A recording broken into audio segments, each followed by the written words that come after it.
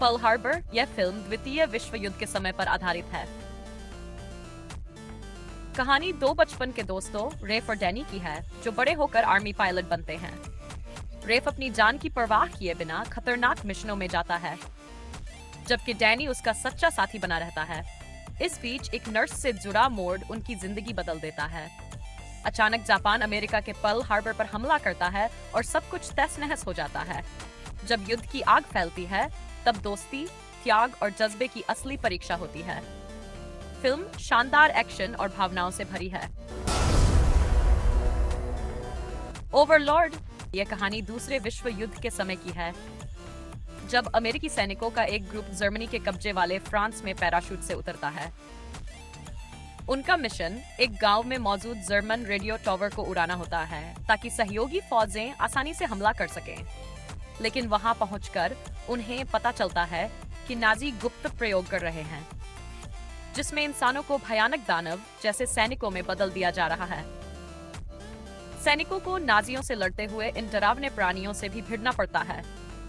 Film में युद्ध, horror और थ्रिलर का जबरदस्त मिश्रण है। Captain America the first Avenger 2011 ये कहानी 1930 की है, जब दुनिया दूसरे विश्व युद्ध में डूबी हुई थी। स्टीव रोजर्स नाम का एक कमजोर और दुबला लड़का सेना में भर्ती होना चाहता है, लेकिन उसका शरीर उसकी सबसे बड़ी रुकावट बनता है।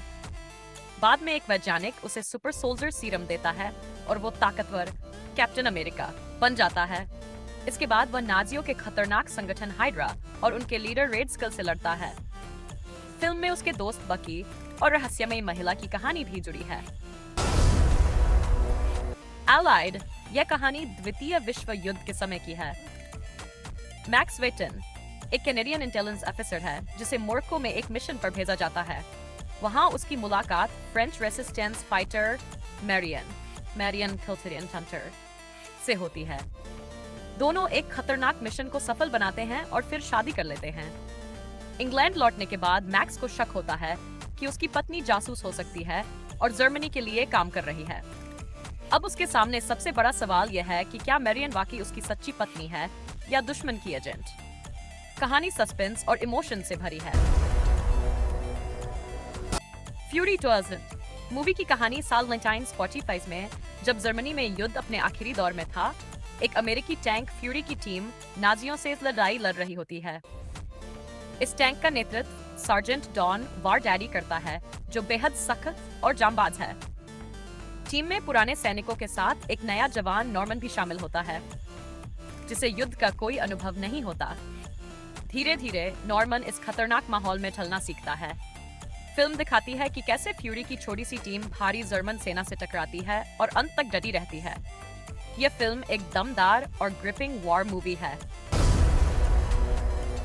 डंकर्क यह फिल्म दूसरे विश्व युद्ध के समय 1960 में हुई डनकर्क इवैक्यूएशन पर आधारित है। कहानी 3 हिस्सों में दिखाई गई है। जमीन, पानी और हवा।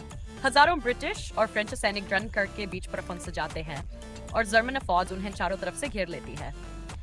सैनिकों की जिंदगी बचाने के लिए ब्रिटिश नौसेना और नागरिक अपनी नौकाओं से मदद के लिए निकलते हैं।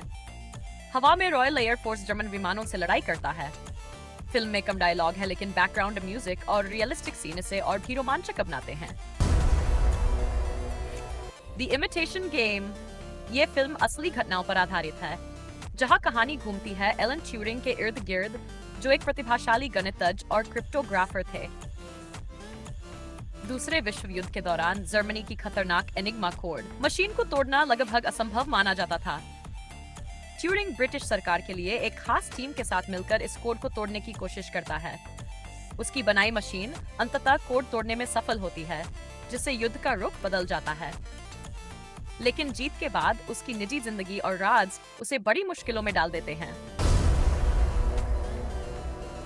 इनग्लोरियस बास्टर्ड्स 2009 ये फिल्म दूसरे विश्व युद्ध के समय पर बनी है, जहां नाजी जर्मनी का आतंक फैला हुआ है। कहानी 2 ट्रैक पर चलती है।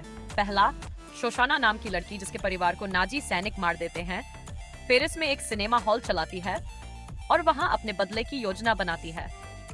दूसरा, बास्टर्ड्स नाम की अमेरिकन यहूदी सैनिकों की टीम, जिसे लेफ्टिनेंट एल्डो रेन लीड करता है, जर्मन अफसरों को मारकर डर फैलाती है। कहानी का टर्निंग पॉइंट तब आता है जब दोनों प्लान एक ही जगह टकराते हैं। फिल्म थ्रिल, डार्क ह्यूमर और बदले की कहानी का जबरदस्त मिश्रण है। ग्रेव ऑफ द फायरफ्लाइज 1988 ये कहानी जापान के द्वितीय विश्व युद्ध के समय की है, जहां एक भाई बहन सेता और उसकी छोटी बहन सेत्सुको बमबारी के बाद अकेले रह जाते हैं। मां की मौत और पिता के युद्ध में होने के कारण दोनों को अपने दम पर जीना पड़ता है। शुरुआत में वे रिश्तेदारों के घर जाते हैं, लेकिन वहां अपमान सहने के बाद खुद अलग रहने लगते हैं।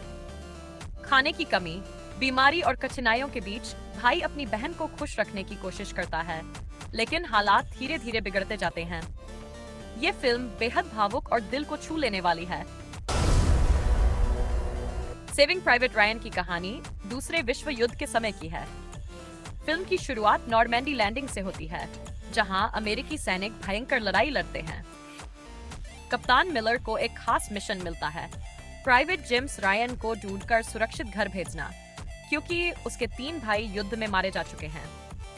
मिलर और उसकी टीम खतरनाक सफर पर निकलती है, जहां हर कदम पर जानलेवा लड़ाइयां और बलिदान देखने को मिलते हैं।